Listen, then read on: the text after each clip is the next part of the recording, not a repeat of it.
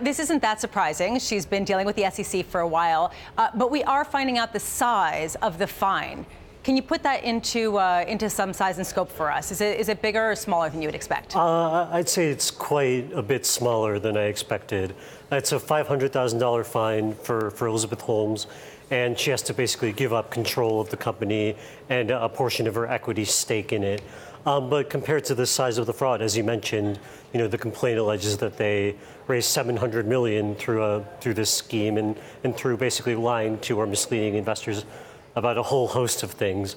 It does seem pretty small, especially when you consider that we just saw Martin Shkreli, another adjacent in a way fraudster, get convicted to 7 years in prison for a loss that amounted to $10 million.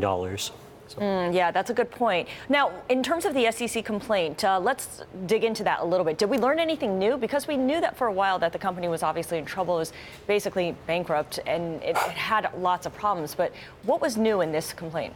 So it basically did recap a lot of things that we'd already learned through previous reporting, mostly from John Carreyrou at the Wall Street Journal.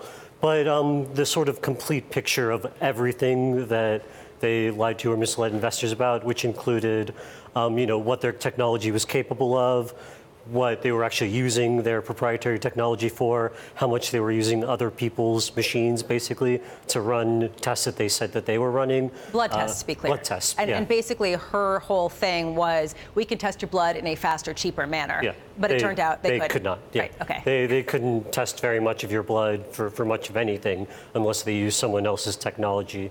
They also lied about the relationship with Walgreens and with Safeway, with the Department of Defense, and then massively inflated their revenue potential. I think the figure in the government complaint, which I hadn't seen before, was that at one point they said they could generate $100 million in revenue in 2014. The actual amount turned out to be $100,000. So, whoops.